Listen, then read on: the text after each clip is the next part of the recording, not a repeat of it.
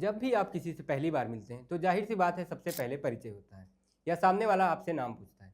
भले ही ये सवाल बिल्कुल सीधा या सामान्य दिखता हो, लेकिन इसमें सिर्फ नाम ही नहीं पूछा जाता है। दरअसल जब कोई आपसे नाम पूछता है तो कहीं ना कहीं सामने वाला आपकी जाति जानने की भी कोशिश कर रहा होता है। हो सकता है कि आपको ये थोड़ा अटपटा लग रहा हो, लेकिन जब अगली बार कोई नाम पूछे तो सिर्फ नाम ही बताइए। फिर देखिएगा सामने वाला बिना सरनेम पूछे दूसरी बात नहीं करेगा। भारतीय समाज में जाति की तुलना परछाई से की जाए तो अतिशयोक्ति नहीं होगी। जाति ऐसा कटु सत्य है जो मरने के बाद भी व्यक्ति का साथ नहीं छोड़ती। जेईई टॉपर से लेकर आईएएस टॉपर तक, विधायक मंत्रियों की लिस्ट से लेकर क्रिकेट में छा जाने वाले खिलाड़ियों में भी सबसे पहले जाति ही देखी जाती है। और हर कोई अपनी ही जाति के व्यक्ति को ढूंढ रहा होता है। जातिगत आधार पर ही सारे राजनीतिक और सामाजिक विमर्श टिके हैं। इसी व्यवस्था से किसी वर्ग को कुछ विशेषाधिकार भी मिले तो कुछ वंचित रहे या फिर हाशिए पर बने रहे। नमस्कार, मेरा नाम है अमरेंद्र और आप देख रहे हैं बोले भारत का किताबों पर आधारित खास कार्यक्रम ये किताब क्या कहती है। इस एपिसोड में हम बात करेंगे डॉक्टर लक्ष्मण यादव की किताब जाति जनगणना की। ये किताब इसी साल जनवरी में लॉन्च हुई है। किताब में लेखक यह बताने का प्रयास करते हैं कि जाति जनगणना क्यों जरूरी है। अपने तर्कों में वह भारत में प्राचीन काल में शासन व्यवस्था के लिए व्यवस्थाएं किस तरह से जनगणना कराती थी, ये सब बताते हैं। किताब की शुरुआत में लेखक गिनती का इतिहास बताते हैं कि कैसे इसकी जरूरत पड़ी। वह ईसा के पैदा होने से लेकर मूसा के काल की बात करते हैं, जब एक पवित्र तंबू बनाकर लोगों को उसके चारों ओर बसाया गया था। लेखक बताते हैं कि अक्सर लोगों को संगठित करने के लिए मनुष्य किसी न किसी तरह के तंबू का सहारा लेता ही रहा है। कभी वह तंबू धर्म के रूप में हो सकता है, कभी वह राष्ट्र या विचारधारा या झंडे के तले इकट्ठा होने की कोशिश करता है। इसके साथ ही दुनिया भर में जनगणना होती रही है, इस बारे में भी लेखक लिखते हैं। लेखक महात्मा बुद्ध के समय से लेकर कौटिल्य, मुगल और अंग्रेज काल के समय को बताते हैं कि कैसे लोगों पर शासन करने के लिए समय समय पर जनगणना होती रही है। वह ऐतिहासिक दस्तावेजों जिनमें मुहंता नैणसी की ख्यात और आइन ए अकबरी का जिक्र करते हैं, इन्हीं को आधार मानकर अंग्रेजों ने भी भारत में जनगणना कराई थी। किताब में जनगणना के इतिहास के साथ साथ लेखक सामाजिक आर्थिक रूप से पिछड़े वर्गों के संघर्षों और कहानियों को भी बताते हैं। ज्योतिबा फुले ने 1848 में अछूतों और बालिकाओं के लिए स्कूल खोले। छत्रपति साहू जी महाराज ने जाति जनगणना करवाई और गैर ब्राह्मणों के लिए पद आरक्षित किए। इस प्रकार भारत में आरक्षण की शुरुआत उसी दौर से मानी जाती है। 1871 में जब अंग्रेजों ने जनगणना कराई तो आदिवासियों को अब ओरिजिनल कहा गया, जिसका आदिवासियों ने विरोध भी किया।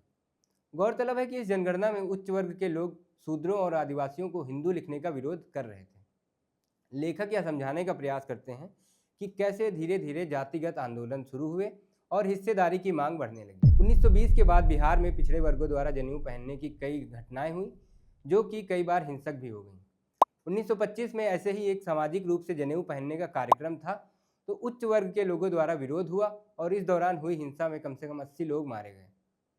लेखक किताब में त्रिवेणी संघ, अर्जक संघ बनने की कहानी बताते हैं कि कैसे इन संघों ने पिछड़े वर्गों की जाति एका को बढ़ावा दिया, जो बाद में मंडल आंदोलन का भी आधार बनी।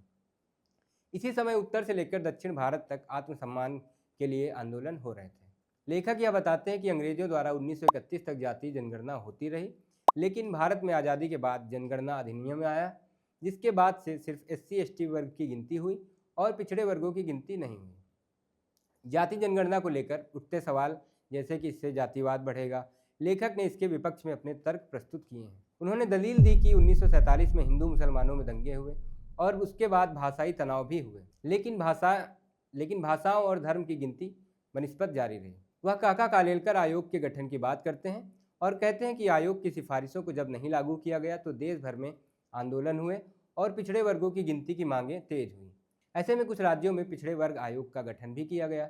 उत्तर प्रदेश में 1975 में पिछड़ा वर्ग आयोग का गठन हुआ, तो वहीं 1977 में बिहार में कर्पूरी ठाकुर ने पिछड़े वर्गों के लिए आरक्षण लागू किया। इसी दौरान बिहार में जातिगत सेनाएं भी बन रही थी। इनमें कुंवर सेना, ब्रह्मऋषि सेना, रणवीर सेना शामिल थी। इसी बीच 1979 में BP मंडल की अध्यक्षता में दूसरा मंडल आयोग गठित होता है।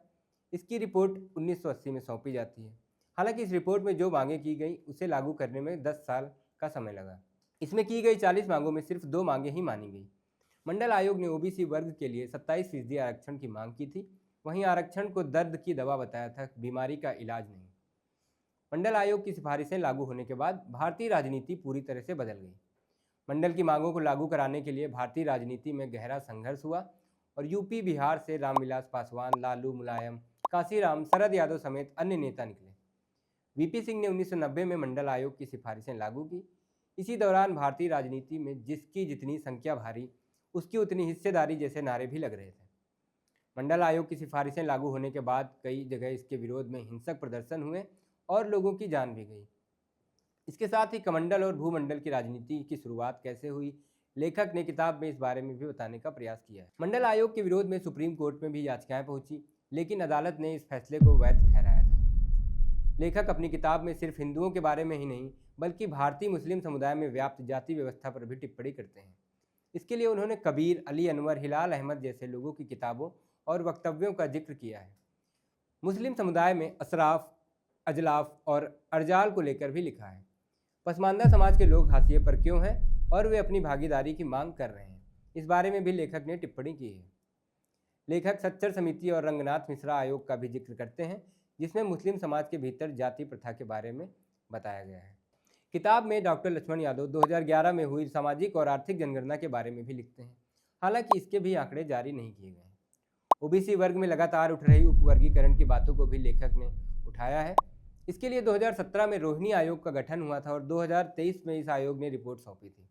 हालांकि यह रिपोर्ट अभी तक सार्वजनिक नहीं की गई और न ही संसद में पेश की गई। जातिगत जनगणना की मांग भारत में लंबे समय से चल रही है। हालांकि बीते कुछ वर्षों में इसकी मांग में तेजी आई है और बिहार, तेलंगाना, कर्नाटक जैसे राज्यों में जाति जनगणना कराई भी गई है। बिहार में आरक्षण की सीमा भी बढ़ाई गई। वहीं राज्य में सरकार से अलग होने पर भी तेजस्वी और नीतीश केंद्र सरकार पर जाति जनगणना कराने को लेकर दबाव बनाते रहे। राहुल गांधी ने भी भारत जोड़ो यात्रा के दौरान इसकी मांग की और सरकार आने पर जाति जनगणना कराने की बात कही थी। वहीं अखिलेश यादव ने पीडीए का नारा दिया।